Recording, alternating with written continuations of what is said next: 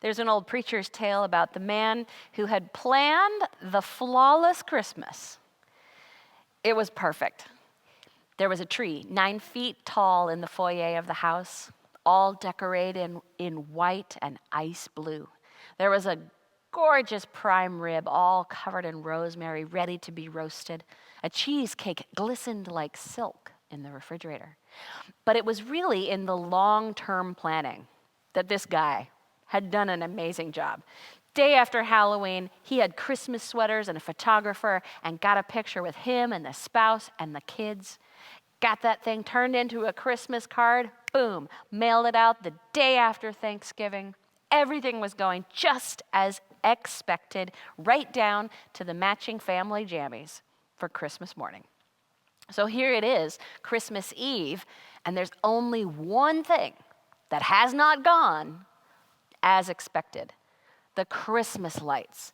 He had ordered them way in advance, these special lights, glittering bulbs set in these frames so you could put them up on your roof and it would read, "Noel," ringing out into the sky so Santa could definitely find your roof. And they had arrived a month late, and they arrived in 4 different pieces with like a hex key. Of course, usually the hex key is a warning, but this guy had soldiered forward. So here it was, Christmas Eve. He's assembling these lights, and he's going to go up a ladder and put them on the roof. But the day is wearing on, and his spouse comes out and says, "Honey, it's okay if it's not exactly as expected." And the kids come out and say, "Dad, it's almost time for us to go to Christmas Eve service." And he says, No, you go on. I'll stay. You go on without me." So the family heads off to Christmas Eve service, and the sun is starting to set, and the roof is getting a little slick. But he puts on his winter boots, the good ones with traction on the bottom, warm hat, cell phone in the pocket, just in case of, wet roof Christmas Eve. But with duct tape and determination, he gets it done. The lights are installed, so he goes down to the darkened yard to wait for the big reveal when he'll plug the cords together and the family will see Noel up on the roof. It had been about an hour. The family would be back soon, chock full of Christmas carols and ginger snaps and the beautiful story from centuries ago. And he felt this wave of peace, that all would be just right. The lights would be just right. The gifts would be just right. The food would be just right. And he remembered that line from the carol, "And heaven and nature sing." And he remembered that the birth of Jesus was foretold and wished for and prayed for by centuries of faithful people. And that when it happened, the whole of the green and gold earth sang out with a carol of joy. That healing had come, restoration could happen, and everything would be all right again. And so the family started to arrive. Coming down the street, the car pulls up, the spouse and the kids pile out, and he says, "Merry Christmas." And he plugs the plugs together, and the lights burst into full bloom, and they say, as clear as day, "Leon." He'd put the lights up backwards. He'd expected it to say Noel, but instead it read Leon. Exactly what no one had planned on, what no one was looking for, and not what he had wished for their merriest of Christmases. Oh, friends, isn't this the year of unexpected things that no one wished for? Unprecedented things that we maybe never imagined? You can reel off the list with me, I am sure. Unprecedented global pandemic, unprecedented global uprising for justice, unprecedented wildfires, hurricanes, unprecedented voter turnout, unprecedented political tensions, unprecedented school year, job loss, mental health crisis, unexpected, unprecedented. In a way, it's really sort of a vague term, unprecedented. Well, is there really anything new under the sun? Storms are ancient. Disease is ancient. Racism, ancient. Those things are totally precedented. Hardship is precedented. It's happened before, and alas, it will likely happen again.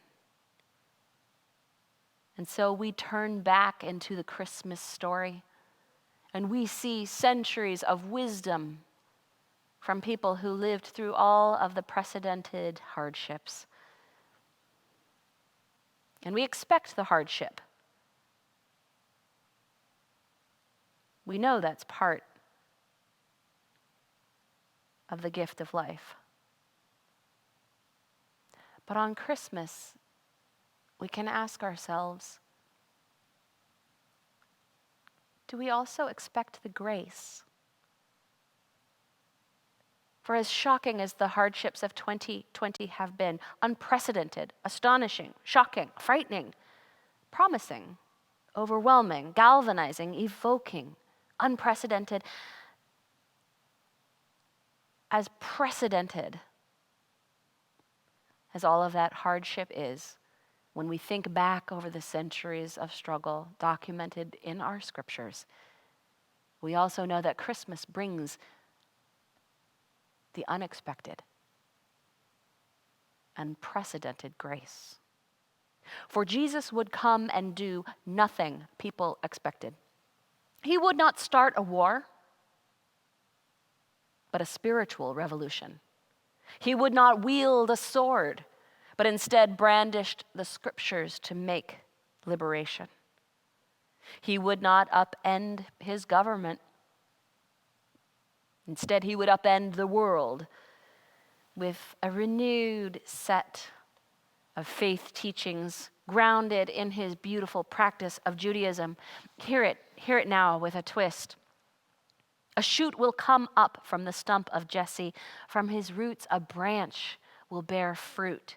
The Spirit of God will rest on him, the Spirit of wisdom and of understanding, the Spirit of counsel and might, the Spirit of knowledge and awe, and he will delight in the awesomeness of God. And the wolf will live with the lamb, and the leopard will lie down with the goat, and the calf and the lion and the yearling together, and the little child shall lead them.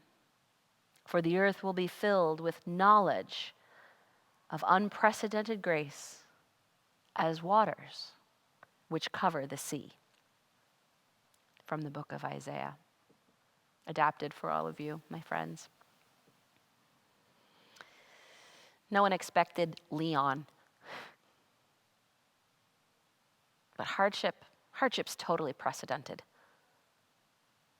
Centuries of faithful people have lived through it, and we will also endure. Because of unprecedented grace. Not new, not the only grace, but unprecedented grace that we make real in our time and our place. For we remember that the birth of Jesus was foretold and wished for and prayed for by centuries of faithful people, and that when it happened, the whole of the green and gold earth sang out with a carol of joy that healing had come, restoration could happen, and everything would be all right again. For grace has come to us again in the unexpected package of a newborn child who would teach his faith to new learners, showing unexpected, unprecedented grace and expecting us to show it too. Friends, let this be the gift of Christmas. Not that we receive what we expect, but that we receive unprecedented grace, the gift we both receive and give, sharing and showing grace in all the ways we can, in all the times we can, to all the people we can, in all the places we can, for this Christmas and evermore. Amen.